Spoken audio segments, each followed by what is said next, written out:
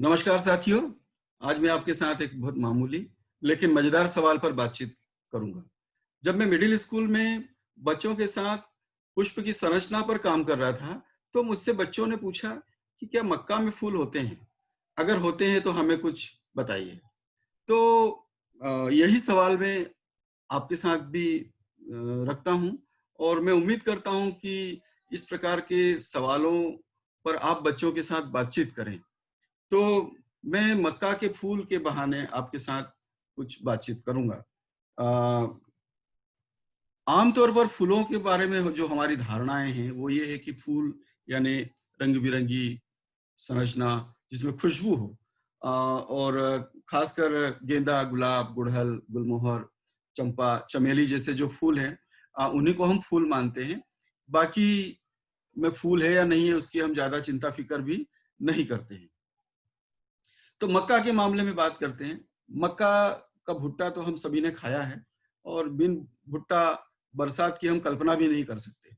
आमतौर पर railway station पर, बस स्टेशन पर या किसी पिकनिक स्पॉट के ऊपर भुट्टे आपको मिल जाते हैं, और भुट्टा खाते हुए आप किसी दृश्य का जो आनंद है वो कहीं ज्यादा उठा पाते हैं। तो मूल प्रश्न आपके सामने यही है कि क्या मक्का में फूल होते हैं? तो मक्का की फसल हम सभी ने देखी होगी, और मक्का का लगभग पौधा 4 साढ़े 4 फीट का होता है। तब उसमें कुछ ऊपर की तरफ एक रचना दिखाई देती है, जैसा इस चित्र में आपको दिखाई दे रही है। ये रचना पत्तियों से बहुत अलग प्रकार की है। इसे आम बोलचाल की भाषा में मांजर कहा जाता है। तो एक तो ये रचना दिखाई देती है। दूसरा जो है, मक्का में नीचे की तरफ भुट्टा दिखाई देता है, ऊपर की तरफ लहराती हुई मांजर, और नीचे गठान से लगा हुआ भुट्टा दिखाई आपको देता है। एक स्वस्थ पौधे में 2 या 3 भुट्टे भी दिखाई दे सकते हैं। तो चलिए इसे समझने की कोशिश करते हैं। सबसे पहले ऊपर की बात करते हैं, जो मांजर है। ये वास्तव में नर फूल है, यानी मक्का में नर और मादा फूल अलग अलग होते हैं। तो सबसे ऊपर जो लहराती हुई रचना दिखाई देती है आपको, वो है नर फूल, यानी ये नर फूलों का गुच्छा है।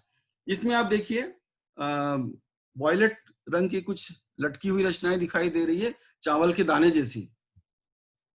ये पराग कोश है। वास्तव में ये नर फूलों का गुच्छा है। नर फूल काफी तादाद में होते हैं, और जो पराग कोश है उनके अंदर पराग कण बनते हैं, और पराग कण फिर मादा फूल तक पहुंचते हैं।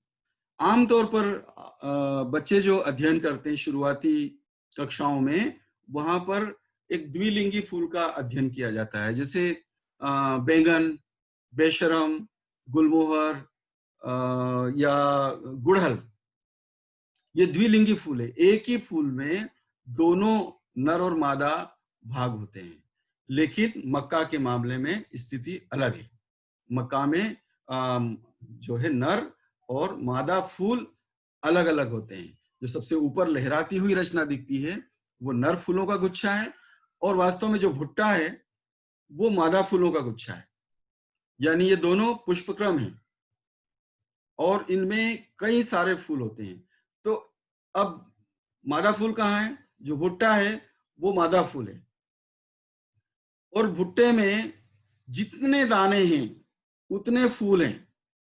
यानी एक फूल से एक दाना बनता है, और जितने फूल हैं उतनी ही ये जो रेशमी संरचनाएं हैं ये उतनी होगी।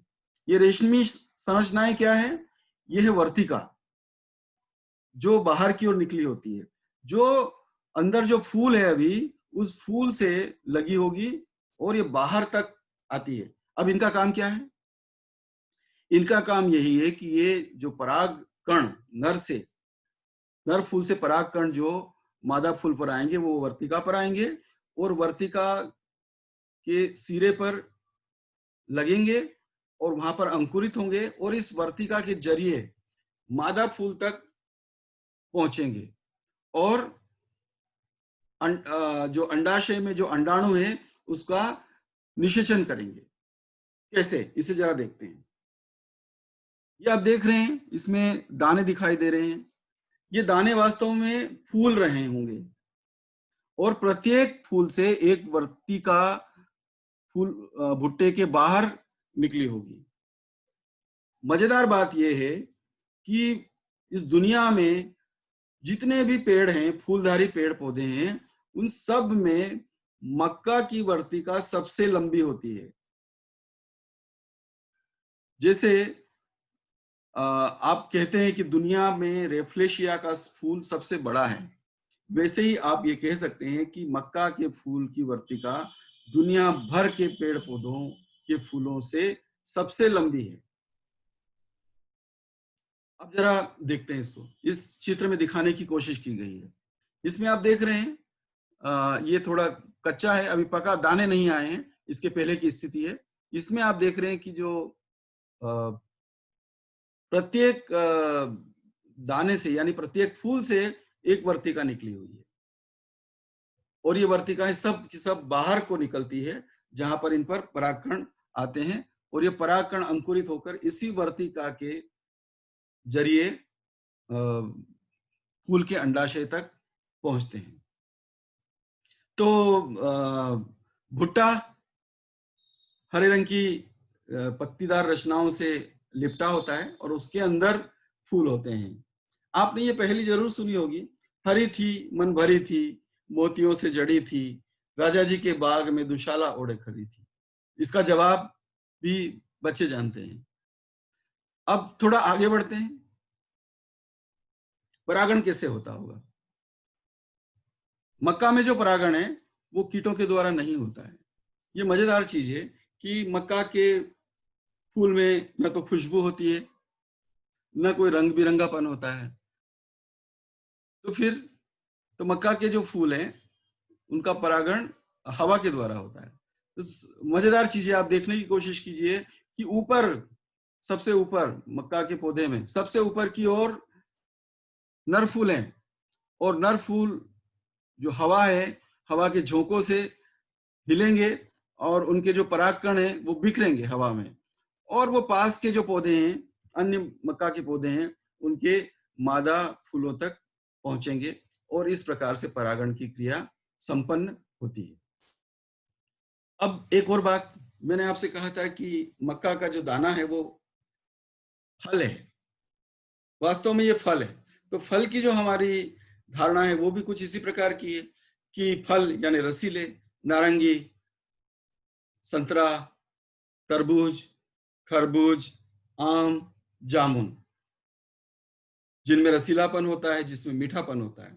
लेकिन मक्का के मामले में बात की जाए तो ये जो दाने हैं यही इसके फल है। वास्तव में ये फूल से बने हैं इसीलिए फल हैं। तो मक्का के दाने में जो फल की जो भित्ति है और बीज की भित्ति है आपस में बहुत गहराई से चिपकी होती है। तो अब आप जब मक्का का दाना खाते हैं, भुट्टा खाते हैं, तो आप कहेंगे कि मैं फल खा रहा हूं, ऐसा आप बोल सकते हैं।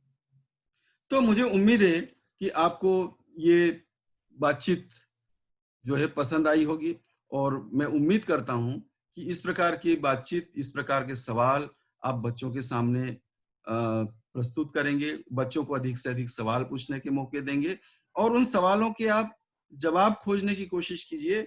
जवाब खोजना भी आसान है। तो अभी ये बातचीत को यहीं पर रोकता हूं और बहुत बहुत धन्यवाद आपको।